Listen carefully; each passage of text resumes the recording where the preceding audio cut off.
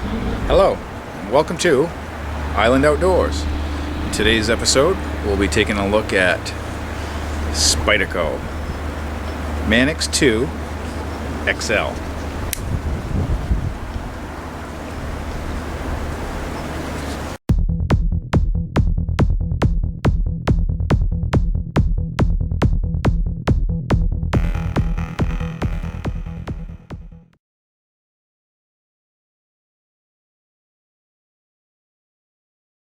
Alright, here we have the Spyderco Manix 2 G10 XL in black.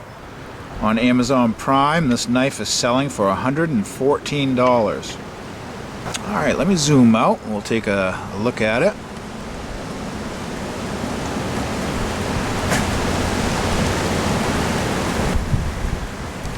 Very nice knife.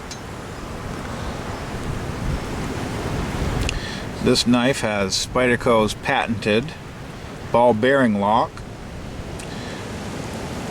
which you can see right here.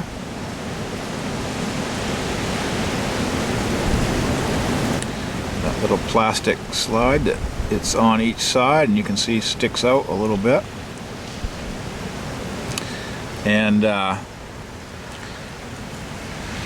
that's free-floating ball bearing encased in a polymer cage. When the blade's open all the way, that spring will press the ball bearing in the cage into the notch of the blade tang and lock your knife open. You can see the spring lock and the spring on the back of the ball bearing right there. That's what forces the pressure forward. To release the blade, you simply pull back on the ball bearing cage, and that releases the blade. Now, I would say this is a large everyday carry knife. I'll give you the dimensions later on, but as you can see, I have fairly wide hands and all four fingers fit inside the grip area. You can see it has a little tail sticking up on the handle here, and it has a little finger guard type area here, and very comfortable for a large hand. You can see it has jimping across the spine of the knife and the spine of the blade here. Very good jimping, catches your thumb very nice without being too aggressive. On the bottom of the blade and handle, you'll have more jimping, done very nicely. And that also has a forward finger choil, so you can choke up on this handle if you need some fine carving work done, and you have even better control way up close to the cutting edge. The G10 is very nice, has a very decent texture to it. I don't know if the sun's showing you that well, but it's a windy day, so the branches are blowing into my sunlight a little bit, but it's a very good traction on this G10. I'll show you the knife even more here. It's mostly flow-through construction. This spacer on the back houses the ball lock mechanism,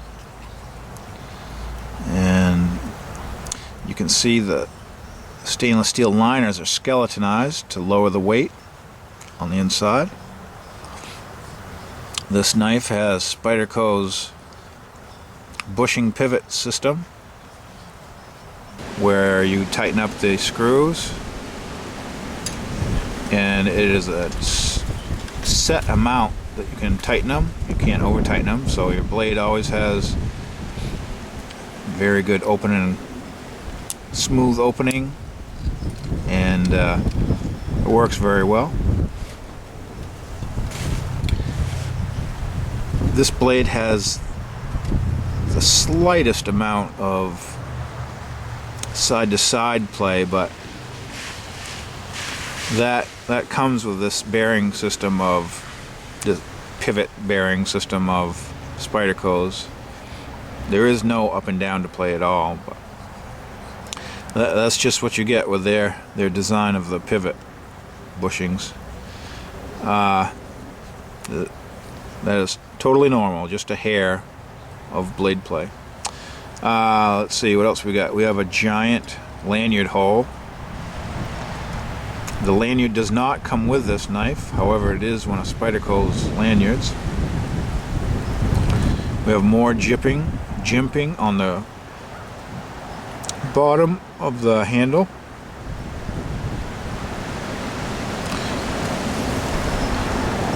It's not extremely aggressive, but it does provide you some extra traction. I'll zoom in on the blade here a little. Here we can see it's made in Golden, Colorado. U.S.A. Earth is Eric. I believe that's Eric Glasser's maker mark, which tells that it's a knife of his design. Oh, we have a visitor. And on the front side of the knife, see, it says Spyderco CPM S30V blade steel with the patented spider hole, opening hole, and there's your Spyderco logo. Close up of the jimping on the back of the blade.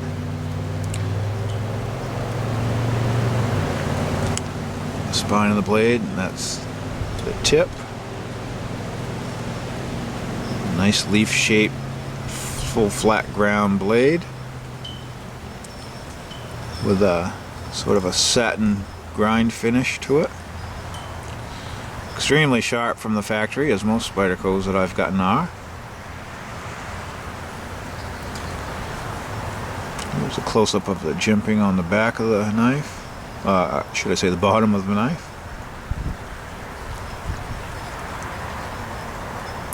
Lanyard tube, stainless steel scales, and the very functional Spyderco polished stainless steel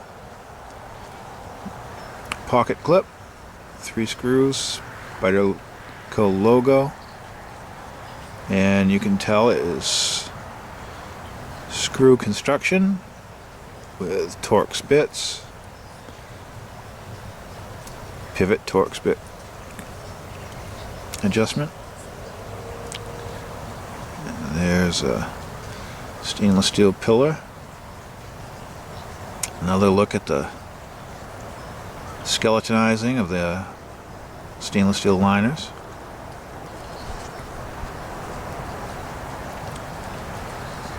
This is one of my favorite knives. Like I said, it's a big EDC knife. If you want to know whether this is a tactical knife, I wouldn't dare recommend yes or no. I'm not a knife fighter. I don't plan on taking a knife and using it for defensive purposes. I just plan on using this to cut things, whether it's my mail, boxes,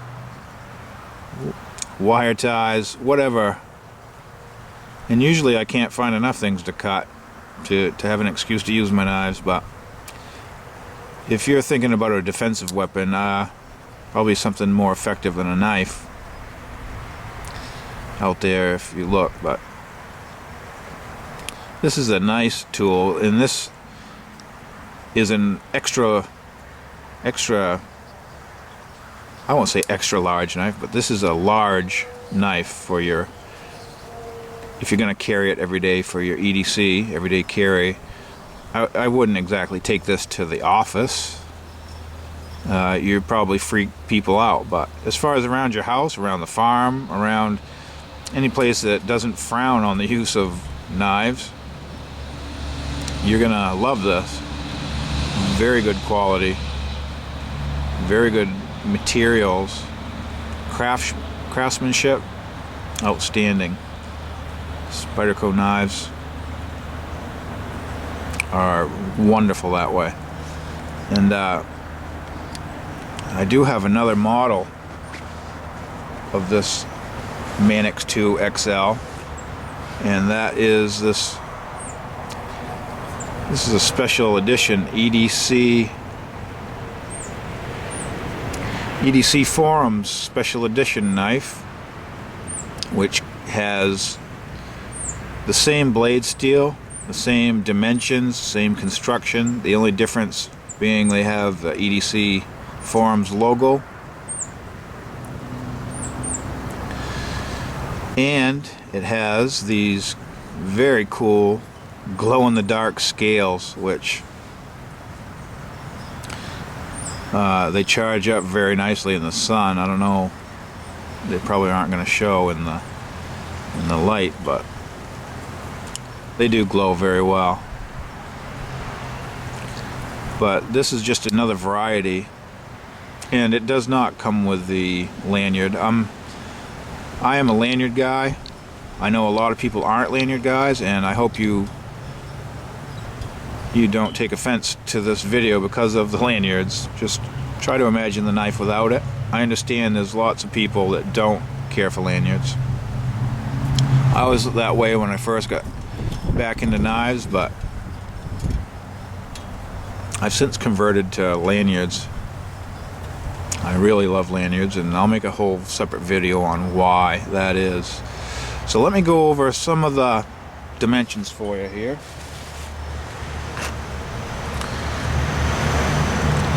And let me just mention that this Manix 2 XL is just an oversized version of the Manix 2.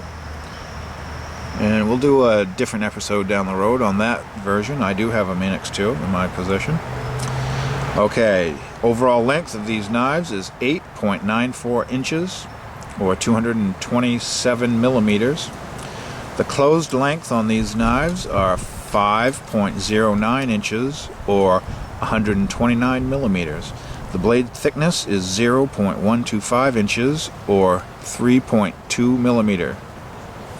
The blade length is 3.85 inches, or 98 millimeters. And the edge length is 3.36 inches, or 85 millimeters. The weight on these knives are 5.2 ounces, or 147 grams.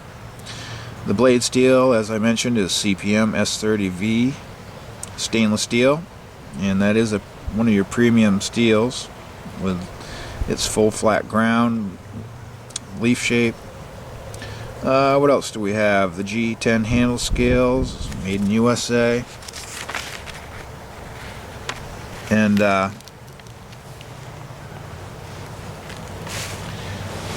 like I said, this is one of my favorite knives. I love the size of it. I love the comfort in my hand. I mean, the handle sizes are just right for my taste. Thing I don't like about this knife is it's not appropriate to carry in non-knife situations, such as, you know, the office, or you whip this out in public, someone's gonna call the cops on you probably, because it is a decent sized blade. Not everybody are knife aficionados like us, so you just use this where it's appropriate, and you will have a lot of enjoyment out of it. In your pocket, you'll have what's above my thumb sticking out of your pants, so it does show quite a bit, but it makes it easy to get it out of your pocket. And the Spyderco pocket clip design, it makes it in and out of your pocket really well. Very nice. Yeah, I just love this knife. I love the shape of it. I love you can choke up on it. I love the ball bearing lock. It's so easy to open and close. You can flick it with your thumb. You can rotate it with your thumb. You can do the Spidey flick, which is one of my favorites. Yeah, so wonderful knife, and slightly expensive. It is a production knife. It's not a custom knife. So it's one of my personal knives that are one of my most expensive. But I highly recommend it. And yeah, this glow-in-the-dark model is very cool.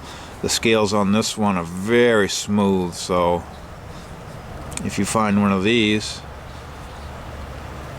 for sale, yeah, just be aware that the scales are very smooth on that, but it is a glow-in-the-dark material. As far as glow-in-the-dark material, it's not the best. As far as long-lasting glow-in-the-dark, I have other knives that glow-in-the-dark even longer than this, but this is very cool. I like the fact that, you know, it also has the option that it can glow in the dark, so just a kind of cool factor it has. Plus, this is a special edition knife, so I don't really use this for everyday carry. I don't want to scratch it up and wear it out. It is essentially a collectible for me, but I did put a cool lanyard on it. So there you go. Thank you for watching, and in my next episode we'll be taking a look at Ka-Bar Dozier Folding Hunter.